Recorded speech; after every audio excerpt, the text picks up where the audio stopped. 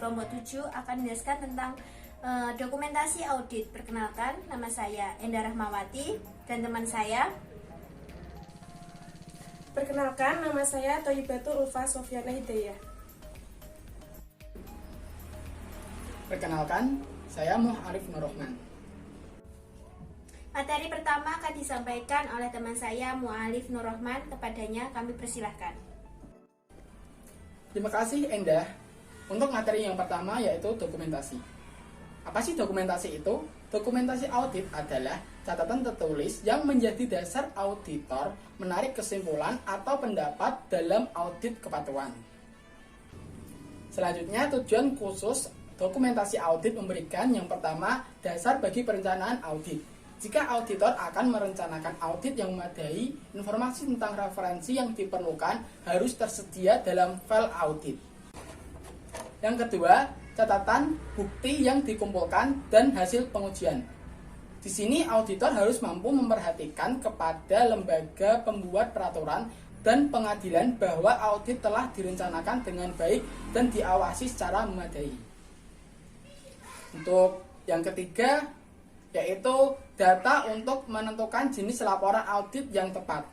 Dokumentasi audit menyediakan sumber informasi yang penting untuk membantu auditor dalam memutuskan apakah bukti yang tepat dan mencukupi telah dikumpulkan guna menjustifikasi laporan audit berdasarkan situasi tertentu.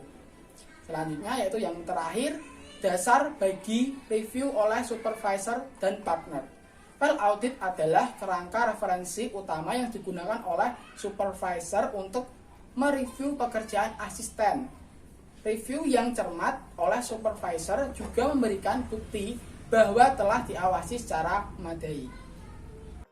Untuk selanjutnya, apa sih yang harus didokumentasikan? Auditor mungkin disarankan untuk mendokumentasikan yang pertama, sebuah prosedur penilaian risiko yang dilakukan, termasuk yang terkait dengan pemahaman tentang sistem pengendalian internal. Yang kedua, responnya terhadap risiko ketidakpatuhan material yang dinilai. Prosedur yang dilakukan untuk menguji kepatuhan dengan persyaratan kepatuhan yang berlaku dan hasil dari prosedur tersebut, termasuk pengujian pengendalian apapun. Yang ketiga, materialitas, kuantitatif dan kualitatif, dan dasar penentuannya. Untuk materi selanjutnya akan disampaikan oleh teman saya, Sofi. Terima kasih Alif. Baik, materi selanjutnya yang akan saya sampaikan yaitu tentang faktor-faktor yang disarankan untuk dipertimbangkan dalam menentukan sifat dan luas dokumentasi. Yang pertama yaitu sifat prosedur audit yang dilakukannya. Sifat prosedur audit mengacu pada tujuan dilakukannya prosedur tersebut. Contohnya yaitu pengujian pengendalian atau prosedur substansif. Dan tipe prosedur audit tersebut, contohnya infeksi, observasi, inquiry, konfirmasi, perhitungan utang, pelaksanaan kembali atau prosedur analitis. Lalu yang kedua yaitu resiko ketidaksesuaian material dengan kriteria yang berlaku. Jadi, auditor harus menaksir resiko salah satu material dalam laporan keuangan tersebut.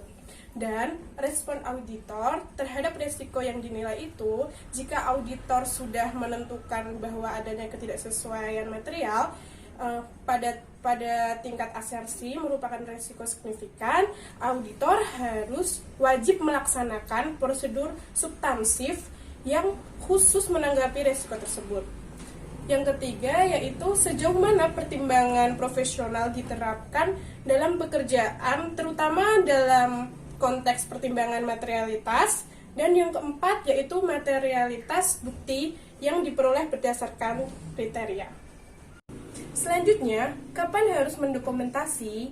Dokumentasi harus disiapkan pada waktu yang tepat dan harus memberikan pemahaman yang jelas tentang kriteria yang digunakan. Dokumentasi harus dilakukan selama seluruh proses audit itu dilakukan.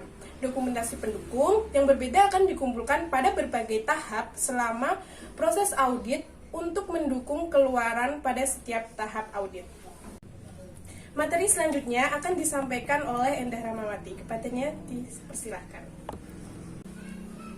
Terima kasih Sofi. Materi selanjutnya yaitu tentang penyimpanan dokumen.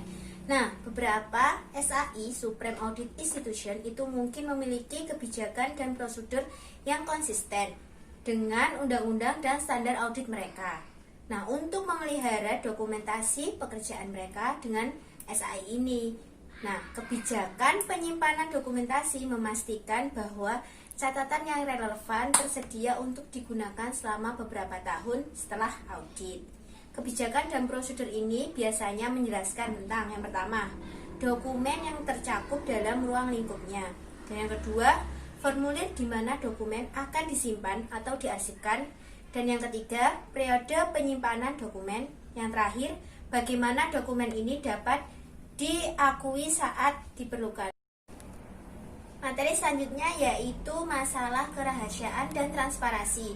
SAI, Standard Audit Institution, itu perlu menetapkan dan memastikan bahwa auditor mematuhi persyaratan etika untuk selalu memperhatikan kerahasiaan informasi yang terkandung dalam dokumentasi audit, kecuali otoritas telah diberikan oleh entitas untuk mengungkapkan informasi tersebut atau terdapat kebijakan hukum atau profesional untuk melakukannya.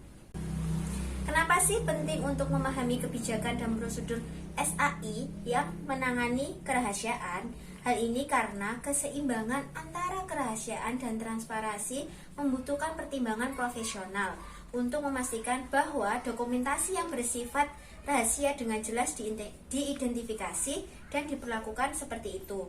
Sementara pada saat yang sama memberikan akses yang sesuai.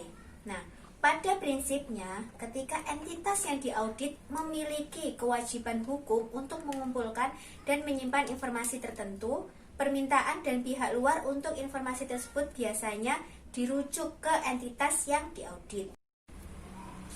Dalam situasi di mana auditor sektor publik mempertimbangkan untuk memberikan akses ke dokumentasi audit, mereka biasanya berkomunikasi dengan pihak terkait seperti entitas yang diaudit yang terkait dengan permintaan tersebut sebelum informasi tersebut diungkapkan.